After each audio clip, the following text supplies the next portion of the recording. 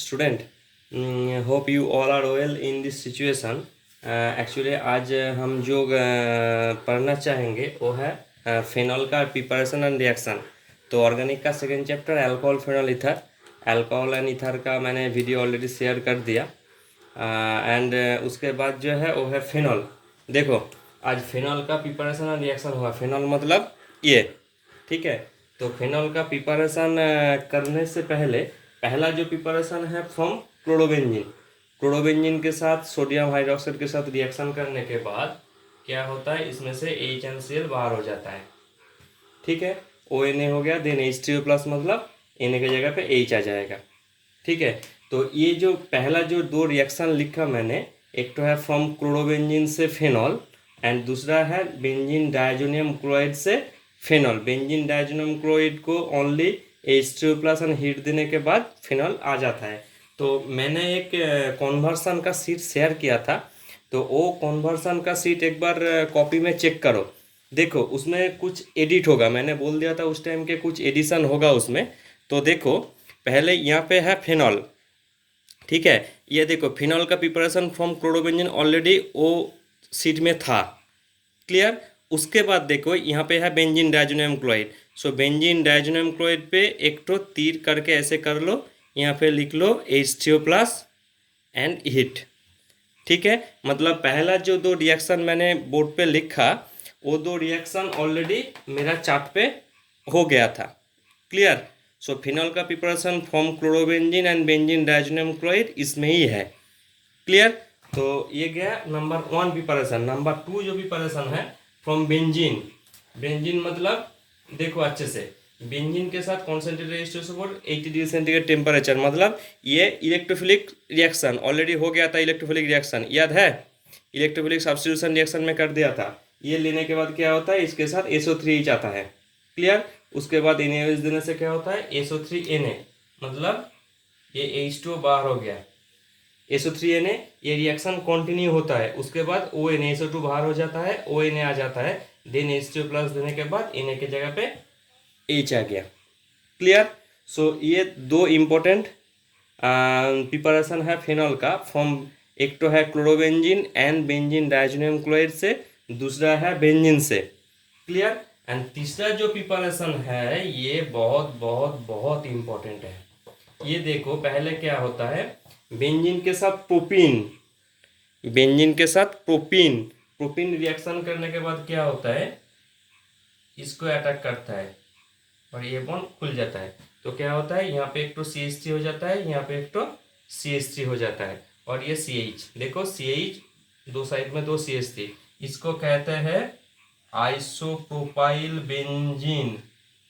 Propyl benzene बहुत important है। इसको जो क्वेश्चन आता है कॉम्पिटिटिव में, इसको ऐसे लिखते हैं, ये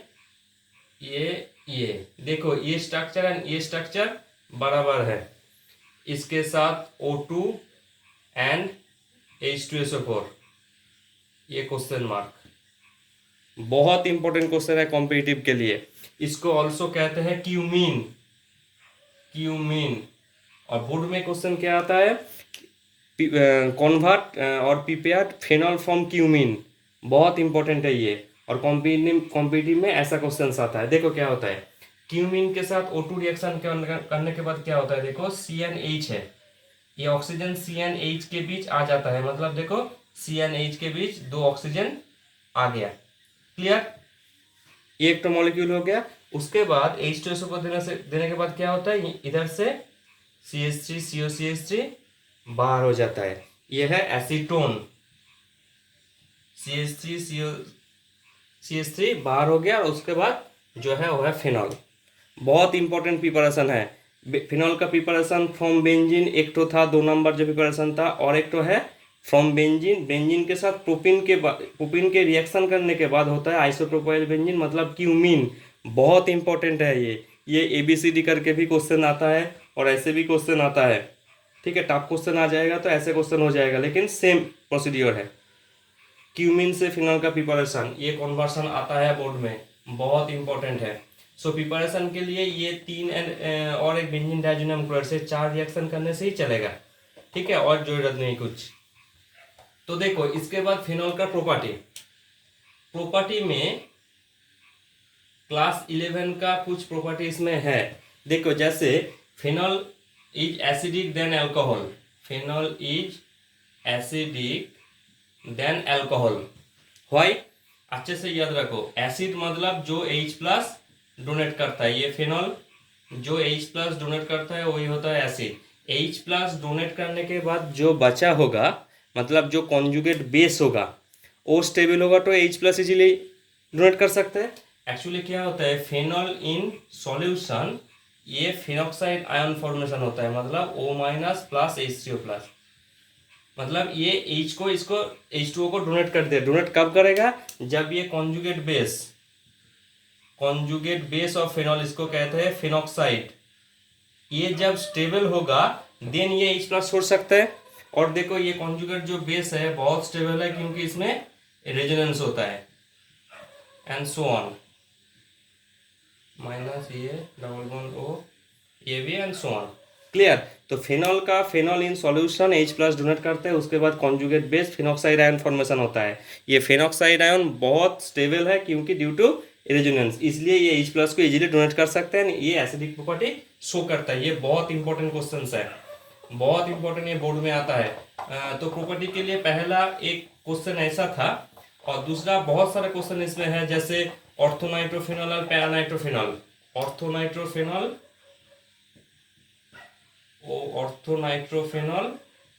एंड पैरानाइट्रोफिनॉल, OHNO2। क्लियर? इसको तुम ऐसे लिख सकते हो, OH in O minus double bond O plus. Clear? So यहाँ पे देखो ऑर्थोनाइट्रोफिनॉल में ये क्वेश्चन कैसा आता है कि इसका boiling point, melting point, boiling point और उसका विस्कोसिटी और नहीं तो उसका एसिडिटी, ऐसा क्वेश्चन आता है। ठीक है? तो ऑर्थोनाइट्रोफिनॉल और पैरानाइट्रोफिनॉल का कंपैरिजन बहुत बहुत बहुत बहुत इंपॉर्टेंट है। ये कंपैरिजन अच्छे से करो। देखो क्या होता है ऑर्थोनाइट्रोफिनॉल में, ये जो होता है देखो इसमें हाइड्रोजन बॉन्डिंग होता है, ठीक है, और पैरानाइट्रोफिनॉल में ये हाइड्रोजन बॉन्डिंग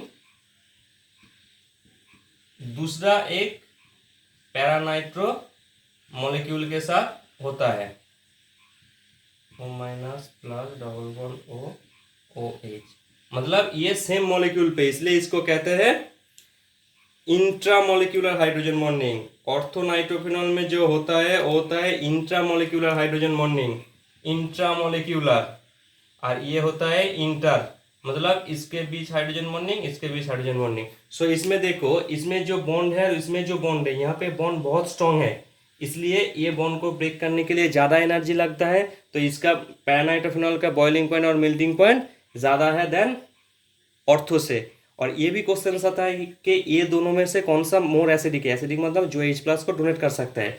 इसका जो हाइड्रोजन बॉन्डिंग ये थोड़ा वीक है इसके हिसाब से, इसलिए ये H को इजीली डोनेट कर सकता है, लेकिन इसका बॉन्डिंग ज़्यादा है इसलिए H को इजीली डोनेट नहीं से कर सकता है। इसलिए ऑर्थोनाइट्रोफिनॉल ज़्यादा एसिडिक है देन पैरानाइट्रोफिनॉल। ये भी क्वेश्चन आता है। और भी क्वेश्चन है जैसे ऑर्थोकेसॉल, पैराकेसॉल, फेनॉल, ये कॉम्पिटिटिव के लिए क्वेश्चन आता है। इसके लिए वो जो जीओसी का जो बेसिक कॉन्सेप्ट था वो जानना जरूरी है, बहुत बहुत बहुत इंपॉर्टेंट है। देखो जैसे बताया कि फिनॉल, ये ऑफलाइन क्लास में जब होगा तो उस टाइम हम बता देंगे फिनॉल। उसके बाद इसका ऑर्थो पोजीशन में CH3, इसको कहते हैं orthocresol, orthocresol and मेटाक्रेसॉल and paracresol, CH3। देखो एसिडिटी मतलब जो H प्लस को इजीली डोनेट कर सकता है, ये फिनॉल। तो एसिडिक मैंने ऑलरेडी बता दिया। तो इसके बाद देखो ये जो ऑर्थो, मेटा एंड पैरा है, एक्चुअली फिनॉल है ऑर्थो पैरा डायरेक्टिंग, इसलिए CH3 ग्रुप का प्लस इंडक्टिव इफेक्ट है, CH3 ग्रुप का प्लस इंडक्टिव इफेक्ट है, इसलिए वो इलेक्ट्रॉन डोनेट कर सकता है। ठीक है? तो एक्चुअली ऑर्डर क्या होगा, phenol greater than metacresol, greater than paracresol, greater than orthocresol. क्यों? पहले ये ऑलरेडी, क्योंकि ये H प्लस को डोनेट कर दिया, ये कॉन्जुगेट बेस हो गया, ये स्टेबल हो गया। इसके बाद देखो मेटाक्रेसल क्यों, क्योंकि OH ऑर्थोपैरा डायरेक्टिंग है, इसलिए मेटा पोजीशन में जो CH3 ग्रुप है इसका प्लस इंडक्टिव इफेक्ट है CH3 ग्रुप का, इसका इफेक्ट ये डोनेट कर सकता है, मतलब ये बॉन्ड इधर चला गया, इलेक्ट्रॉन डेंसिटी ऑक्सीजन के मतलब इलेक्ट्रॉन डेंसिटी इंक्रीज हो गया और ये OH बॉन्ड स्ट्रॉन्ग हो जाएगा, सो H प्लस को डोनेट नहीं कर सकता है। क्लियर। CH3 का plus inductive effect electron donate करेगा, O के ऊपर इलेक्ट्रॉन ज़्यादा आ जाएगा, मतलब OH बॉन्ड स्ट्रॉन्ग हो जाएगा। लेकिन ये पैरा इफेक्ट, मेटा इफेक्ट बहुत लेस है, क्योंकि ये ऑर्थोपैरा डायरेक्टिंग है, इसलिए ये OH बॉन्ड उतना ज़्यादा स्ट्रॉन्ग नहीं होगा। लेकिन देखो ऑर्थोक्रेसल में क्या है, CH3 ग्रुप नज़दीक है, इसलिए इसका प्लस इंडक्टिव इफेक्ट ज़्यादा होगा, सो इसका इलेक्ट्रॉन पेयर डोनेट होगा।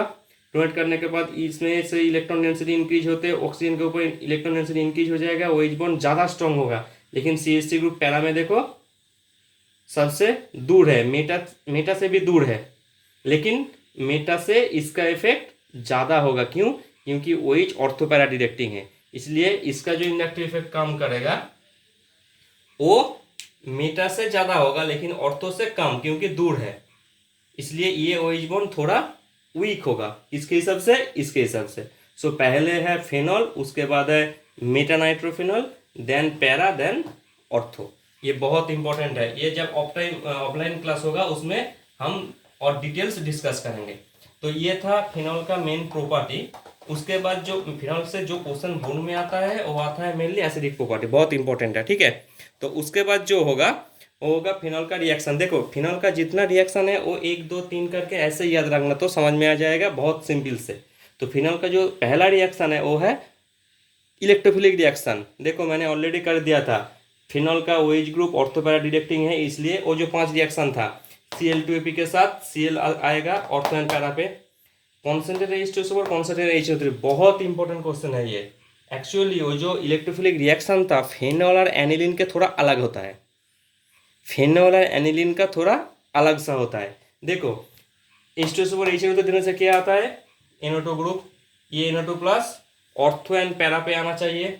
लेकिन फिनॉल का ओ बहुत रेजोनेंस का जो स्टेबिलिटी है बहुत ज़्यादा है, इसलिए ये टोटल फिनाइल रिंग को बहुत ज़्यादा एक्टिवेट कर देता है।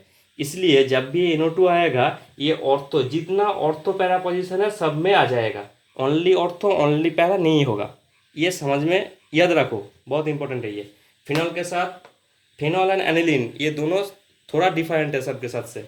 तो कॉन्सेंट्रेशन में कॉन्सेंट्रेशन होती है, NO2 आएगा, कहाँ पे आएगा, ऑर्थो एंड पैरा पे आना चाहिए था, लेकिन इसका ये OH ग्रुप इसको जितना ज़्यादा एक्टिवेट कर देता है, तो इसका जितना ऑर्थो एंड पैरा पोजीशन है सब में आ जाता है, इसलिए NO2 आ गया। इसको कहते हैं 2,4,6 ट्राइनाइट्रोफेनॉल, और इसको कहते हैं पिक्रिक एसिड। और पिक्रिक एसिड बहुत इंपॉर्टेंट है, कन्वर्सन्स आता है कि फिनॉल से पिक्रिक एसिड बहुत बहुत बहुत इंपॉर्टेंट है, और फिनॉल से 2,4,6 ट्राइनाइट्रोफेनॉल ये कन्वर्सन आता है। तो एक क्वेश्चन ऐसा भी हो सकता है कि पिक्रिक एसिड की एसिडिटी ज़्यादा है, क्यों? क्योंकि देखो NO2 ग्रुप मतलब -R एंड -I, सो ये इलेक्ट्रॉन पुल कर सकता है। इलेक्ट्रॉन जब इसके तरह पुल करेगा तो क्या होगा, 3 NO2 ग्रुप है, ज़्यादा NO2 ग्रुप है, इसलिए तीनों में पुल करेगा, मतलब OH से इलेक्ट्रॉन डेंसिटी खींच कर लाएगा, तो OH बॉन्ड बहुत वीक हो जाएगा, H प्लस को इजीली डोनेटेबल होगा। क्लियर। उसके बाद देखो fiddle-craft alkylation, fiddle-craft alkylation CH3 LCl3 CH3 आएगा, कहाँ पे आएगा, ऑर्थो एंड पैरा पे। लेकिन इसमें क्या होता है, थोड़ा डिफरेंट होता है, ये H के जगह पे CH3 आएगा। देखो इसलिए पहले आ गया OCH3, देन उसका रीअरेंजमेंट करके होता है ऑर्थो पे एंड पैरा पे। याद रखना कि फिडल-क्राफ्ट एल्काइलेशन एंड एसाइलेशन पहले क्या होता है, ऑर्थो एंड पैरा पे नहीं आता है, पहले H को हटा के CH3 आता है, उसके बाद रीअरेंजमेंट होके ये दोनों होता है, ठीक है। उसके बाद देखो फिडल-क्राफ्ट एसाइलेशन, एसाइलेशन में कौन सा था, CH3COCl एनाइड्स AlCl3, और तुम एसिडिक एनाइडाइड ले लो, सेम एसिडिक एनाइडाइड सेम होगा, इसमें से COCH3 आता है और इसमें से भी COCH3 आएगा। कहाँ पे आएगा, ऑर्थो एंड पैरा पे आना चाहिए था, ऑर्थो एंड पैरा पे आना चाहिए था, लेकिन थोड़ा अलग है, इसलिए H को हटा के पहले आएगा ये वाला, देन रीअरेंजमेंट होके ऑर्थो एंड पैरा होता है। क्लियर। ये दोनों थोड़ा डिफरेंट है, ये भी डिफरेंट है। याद रखना इसमें से आईएससी बोर्ड में क्वेश्चन आता है कि शॉर्टेन-बाउमैन रिएक्शन, शॉर्टेन-बाउमैन रिएक्शन का एग्जाम्पल दो। क्या होता है यहाँ पे CH3COCl है, शॉर्टेन-बाउमैन में क्या होता है C6H5COCl एनहाइड्रस LCl3। तो इसमें से क्या होगा, यहाँ पे CH3 था, यहाँ पे एक तो फिनाइल रिंग है, तो कौन आएगा COC6H5। तो क्या हो जाएगा, यहाँ पे CH3 था, ये CH3 हटके हो जाएगा C6H5। बहुत इंपॉर्टेंट रिएक्शन है ये, शॉर्टेन-बाउमैन रिएक्शन आईएससी बोर्ड में आता है, बहुत इंपॉर्टेंट। कुछ नहीं, जैसे COCH3 फिनॉल का एल्काइलेशन था, सॉरी एसाइलेशन था, H के जगह पे COCH3 आना चाहिए था, तो COCH3 जगह पे CH3 जगह पे एक तो फिनाइल रिंग जस्ट, और कुछ नहीं। ठीक है, तो ये गया नंबर 1 रिएक्शन फिनॉल के साथ, फिनॉल के साथ ये था नंबर 1 रिएक्शन। नंबर 2 रिएक्शन ऐसे करके सोच लो, ऐसे करके याद रखो तो बहुत सुविधा मिलेगा। देखो 2 नंबर पे क्या होता है, Br2H2O और Cl2H2O, सेम फंक्शन। H2O देने से क्या होता है, इसका जितना, क्या बोला था मैंने, ये रिंग को एक्टिवेट कर देता है, इसलिए जितना ऑर्थो एंड जितना पैरा पोजीशन है सब में Br आ जाता है। यह है 2,4,6 ट्राइब्रोमोफेनॉल, इसका व्हाइट है कलर। ठीक है, Cl2O होगा तो Cl आएगा, क्लियर। उसके बाद देखो, याद रखो कि Br2 के साथ जब CH2 और Br2CCl4, CCl4 CH2 non polar solution solvent है। जब नॉन पोलर होगा तब होगा OH के साथ ऑर्थो एंड OH के साथ पैरा, और ये पैरा प्रोडक्ट मेजर होता है, याद रखना ये इंपॉर्टेंट है। जब H2 मतलब पोलर होता है तो ऑर्थो पैरा जितना बचा है सब में आ जाता है, और जब नॉन पोलर होगा तो ओनली ऑर्थो एंड पैरा पे, ये बहुत इंपॉर्टेंट है।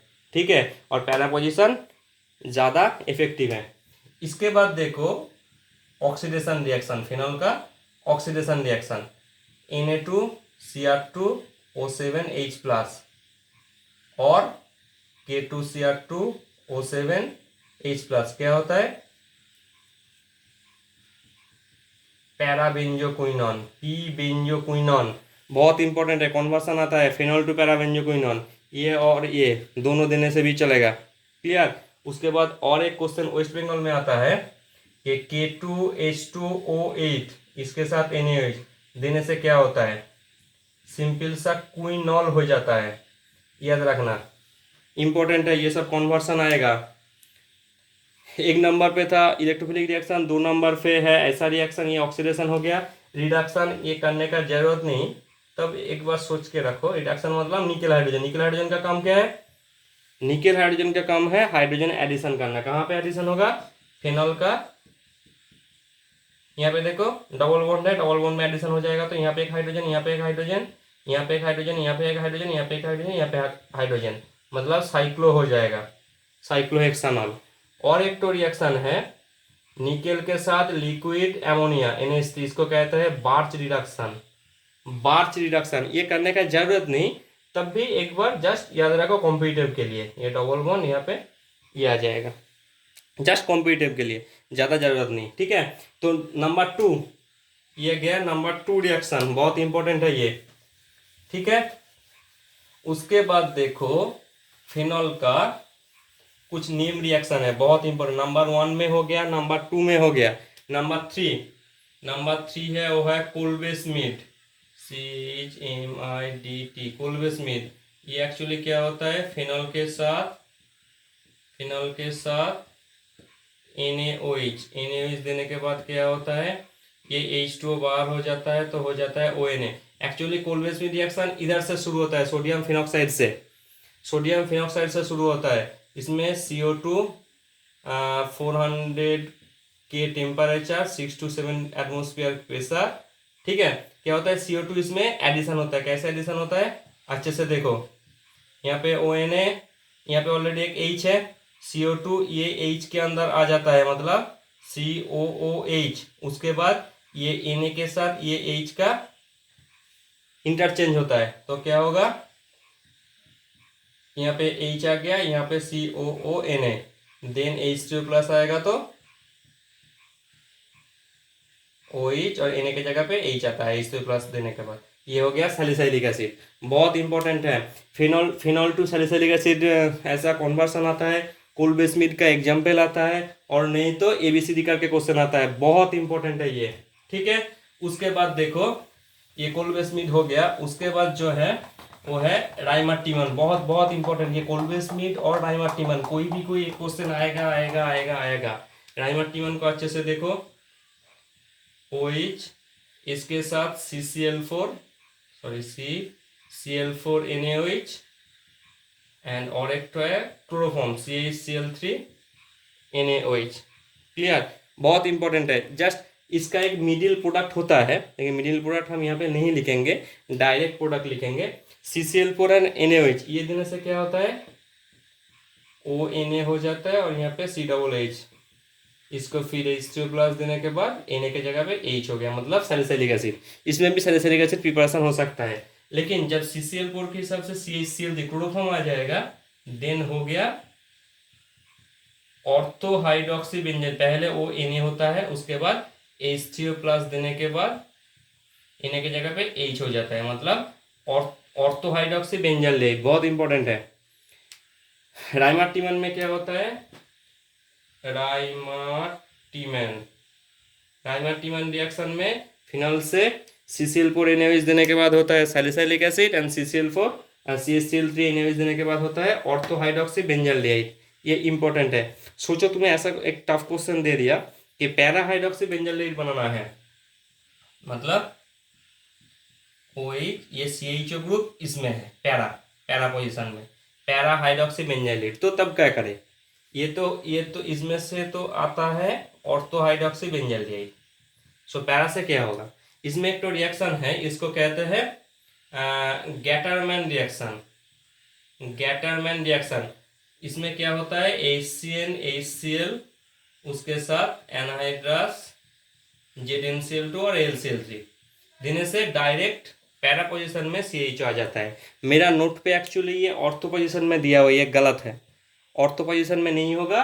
मेरा नोट पे एक तो करेक्शन कर लो, यहाँ पे पैरा पोजीशन में आएगा। ऑर्थो पोजीशन पे आने के लिए राइमार्टिमन। ठीक है, ये दोनों एग्जाम्पल हो गया। एग्जाम्पल आता है, बहुत इंपॉर्टेंट है ये। ठीक है, और एक तो रिएक्शन है लेडर मैना से, यहाँ पे नहीं लाएगा, वो इतना इंपॉर्टेंट नहीं है, इसलिए मैंने नहीं किया हो। उसके बाद देखो और एक तो रिएक्शन है, उसको कहते हैं कपलिंग रिएक्शन। कपलिंग एग्जाम्पल आता है, give one example of coupling reaction. ये कपलिंग क्या होता है, फिनॉल कपलिंग रिएक्शन, फिनॉल के साथ benzene diazonium chloride 0 to 5 degree centigrade temperature. और एक तो कपलिंग है, उसको मेनली कहते हैं एजोडाई टेस्ट, वो होता है एनिलीन के साथ, वो एनिलीन का चैप्टर में करेंगे। उसका जो रिएक्शन, इसका भी सेम रिएक्शन कैसा होता है देखो, फिनॉल को ऐसे लिख लो, ऐसे ही याद रखोगे तो कभी भूल होने का चांस नहीं होगा। ये यहाँ पे इसका पैरा पोजीशन में हाइड्रोजन ऑलरेडी है, इधर से HCl बाहर हो जाएगा, तो क्या हो गया, ये फेनॉल OH, उसके बाद इसके साथ देखो N2 मतलब N डबल वन N आ गया, ऐसा एक प्रोडक्ट हो गया। इसका कलर है ऑरेंज, ये डाई फॉर्मेशन होता है। ठीक है, ये डाई, तो ये है कपलिंग रिएक्शन, बहुत इंपॉर्टेंट रिएक्शन है। तो फिनॉल का ऐसा रिएक्शन करने से ही चलेगा, और कुछ जरूरत नहीं।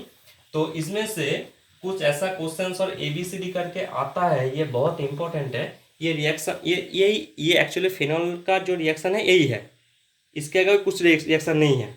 ठीक है, और एक तो बात है, ये जो चार्ट मैंने शेयर किया था, इसमें से देखो, इसमें एक तो थोड़ा और एडिट कर लो, फिनॉल से बेंजीन जिंक डिस्टिल, ये क्लास 11 में था, जिंक एंड डिस्टिलेशन करेंगे तो फिनॉल के साथ फिनॉल से बेंजीन हो जाता है। और एक तो देखो फिनॉल से एनिलीन, ये था मेन चेन, आज हो गया बेंजीन डाइजोनियम क्लोराइड से फिनॉल, क्लोरोबेंजीन से फिनॉल, उसके बाद रिएक्शन फिनॉल से बेंजीन, फिनॉल से एनिलीन, क्या होगा NH3 एंड एनहाइड्रस ZnCl2।